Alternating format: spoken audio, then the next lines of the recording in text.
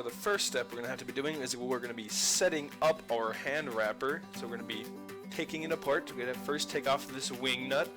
We take everything off until we get to the second white washer, the big white plastic washer. So what will be left is one metal washer and one white washer. So we'll take the wrap and we'll thread it on there, and I like to have it so it's facing thread down. So we slide it right on. Thread down. We take the white washer, we'll slide that on next.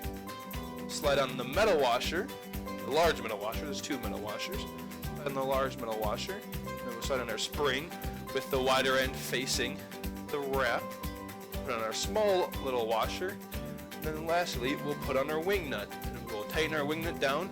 There's a little bit of pressure. It's kind of like setting drag on a fishing rod, so there's a little bit of pressure, but not too much.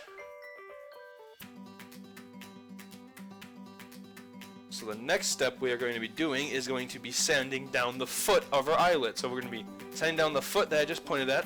We're going to sand down that part because it comes with black paint on it, which can be pretty slick, which makes it really hard for the wrap to actually go upon. So we're going to want to try to avoid scratching up the parts that go up at a Y, because that just doesn't look quite as pretty and that won't be hidden, but the rest of it will be hidden underneath the wrap itself. It's no big deal to sand that down. So for this step, we're going to be aligning our eyelet and taping it down. So we're going to tape down the eyelet aligned up with the reel seat and with the white line we made. And we're going to want to tape just the foot of the eyelet in as far back as we can, so closest to the eyelet itself, to leave as much room on the front of the foot so that the line can run up that.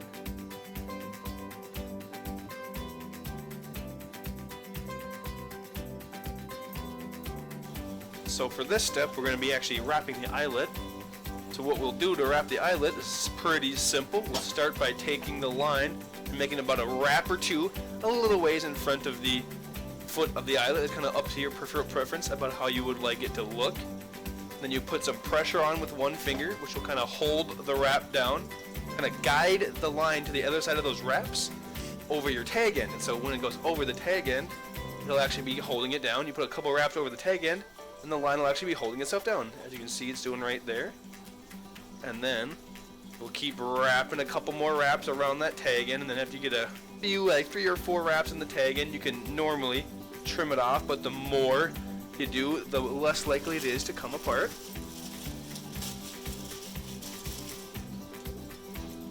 And then we got a nice little tool here, which we use if you have any little gaps. You can use this tool called a burnishing tool, which can kind of adjust the wraps to make it tighter so there's not any little black gaps between the, we can see the blank through the thread. So we'll trim it up. The easiest way to trim it, make the best result, is to put the blade flat against the blank and then pull a line over it. So what that does, it'll actually remove the tag end, and there'll be as small of a tag end as possible, because you don't want a tag end when you get to the epoxy phase. Now we'll just wrap it all the way until we get to about 5 or 6 wraps from the end, and then we'll call her good. We'll go on to the finishing step to how to finish the wrap.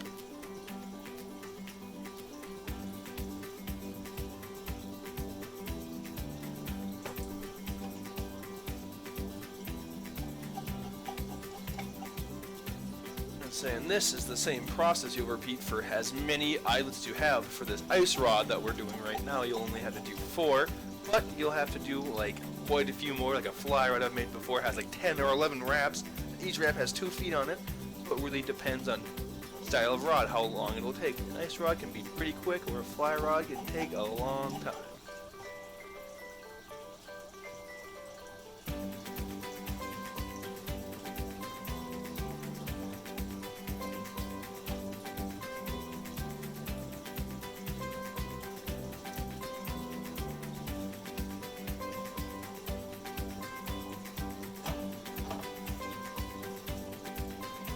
And this is the same process you'll repeat for as many eyelets you have. For this ice rod that we're doing right now, you'll only have to do 4, but you'll have to do like quite a few more. Like a fly rod I've made before has like 10 or 11 wraps.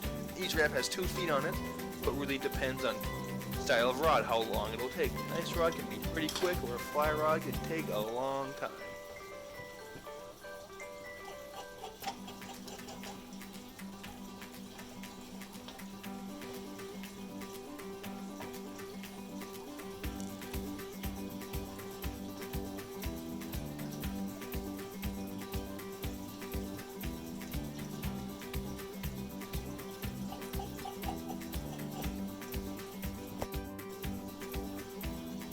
Now to finish the wrap, it's going to be a simple little step, but it can be pretty important because it's easy to goof up here, but there is ways to save it.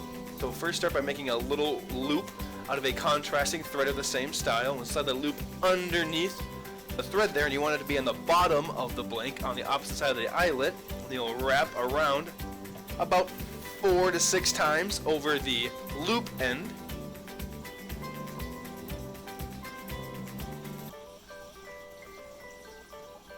Once you get your loop wraps on, you want to put a finger on there or a thumb to press down and leave pressure on it.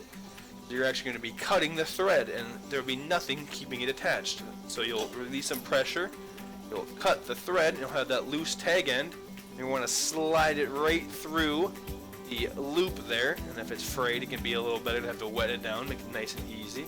Slide right through that loop there, pull it all the way through, and you'll grab your 2 tag ends, and you'll pull it under, which actually pull the line underneath itself. So the line will actually be pulled under those wraps you just made. And sometimes, like right here, if you have too many wraps, it can be a little bit hard to get it under, but you can get it under there, and then you can just trim off the tag ends.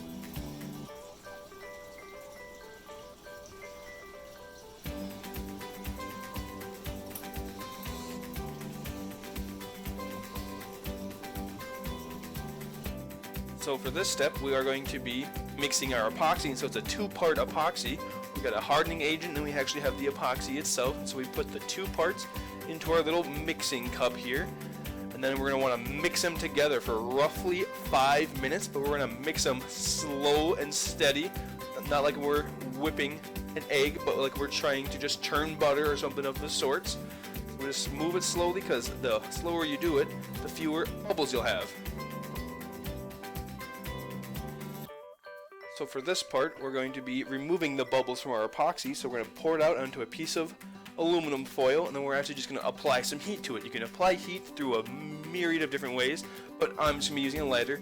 Ideally, you'll have a heat gun or a alcohol burner, because using a lighter like this has a chance of leaving a little bit of soot in your epoxy. And so what you're going to want to do if you're using a lighter like this specifically is to just kind of lick the top without really putting the flame, because you don't want to add any of those particles coming off the flame, like getting the soot. So now we're going to be applying the epoxy to our wrap itself. So we're going to actually attach it to our spinning device, which is just a little motor that spins the rod. So we're going to start by putting a fairly large glob on the end of the wrap and working it with the spin forwards. And the way we're going to want it to look is we're going to cover every little bit of wrap without any gaps showing, but we don't want to put on so much that the epoxy starts drooping down, because that'll leave big bumps on the wrap. So you want to have just enough to cover every bit of thread, but not too much where it starts to droop down and make little bubbles. And then we just apply it all the way to the end. You just want to make sure you don't get too much on the end, or else it can make it kind of a weird little bubble. So the last step, after you let your rod dry overnight, is to actually apply the tip. So what we're going to do, we're going to cut a bunch of tiny little chunks of epoxy off. This little thing is called tip-top epoxy. It's pretty much like a fancy hot glue that's extra strong. Get tiny little pieces, you're actually going to fill it, and the tip actually has a little void on the end. You're actually going to fill that up with a bunch of little chunks of epoxy. I already put a couple in before I started filming it. You just fill it up with as many as you can. We're actually going to apply heat, which pretty much melts it. Like we said, it's hot glue. We're just going to melt her down once it's all filled up.